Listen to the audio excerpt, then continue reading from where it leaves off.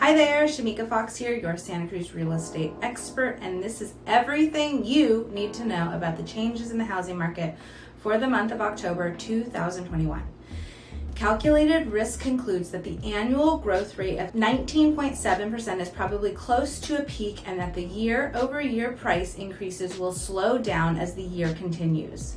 Closings are set to decline roughly 10% year over year in the second half of 2021, and home price appreciation is on the cusp of flipping to a decelerating trend. Again, there will be an appreciation trend, just in a slower, more moderate paced performance rate compared to what we have been seeing in the previous months.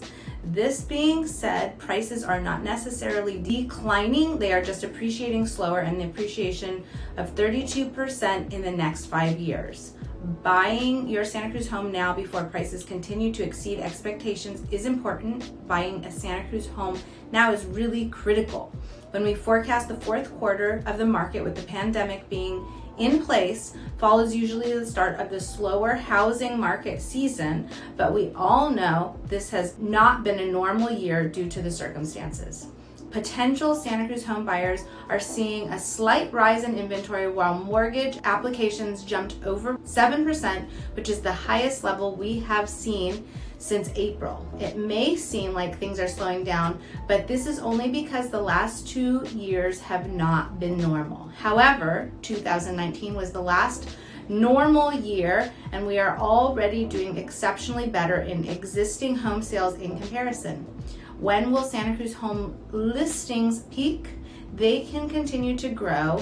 It could continue at the rate it did in 2020 or fall, but there are 3 reasons professionals like myself think that Santa Cruz home listings will continue to increase throughout the fall and into the winter months. There is a pent-up selling demand, and homeowners are starting to feel more comfortable with the idea of putting their home on the market.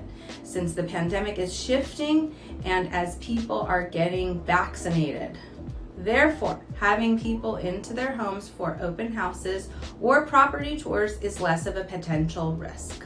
Number 2, new construction is taking place and starting to grow more rapidly, not necessarily in Santa Cruz, but the surrounding areas, allowing more options for potential home buyers and current homeowners to consider when they sell.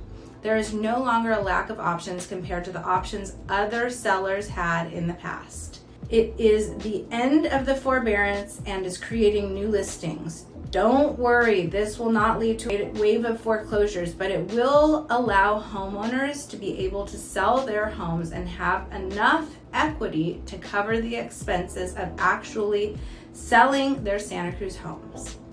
As far as interest rates are concerned, it is possible that in the next year, interest rates could affect housing prices and bring housing prices down. These drops or flattenings are nothing to concern ourselves with, as they will not come close in comparison to the crash we saw during the Great Recession.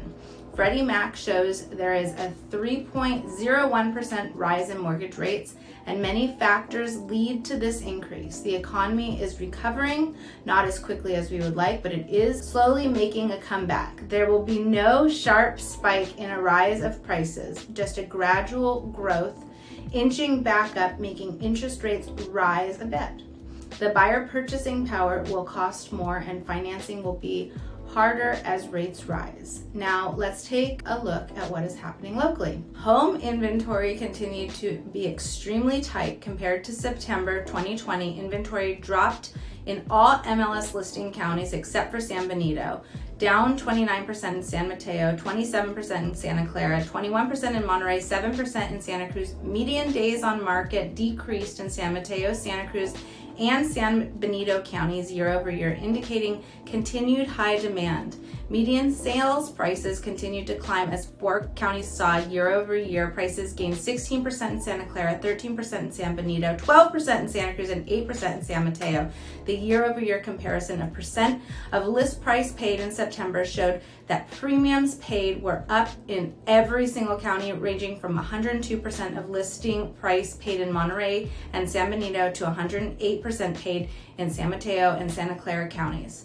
Finally, the number of closed sale transactions increased in Santa Clara up 6% and San Mateo up 11%, but fell in all other counties versus last September. In Santa Cruz County, the median single-family home cost $1,190,000 and sold in 11 days for 104% of the list price based on 187 sales in September 2021.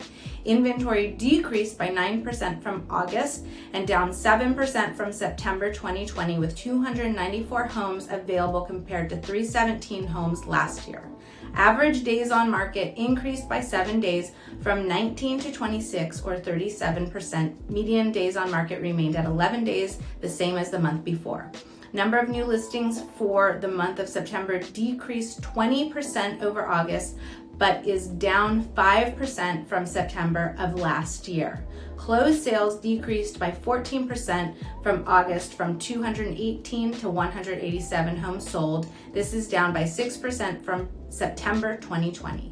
In Santa Cruz County, the median residential common interest homes sold for $700,000 and sold in 11 days for 102% of the list price based on 61 sales in September 2021.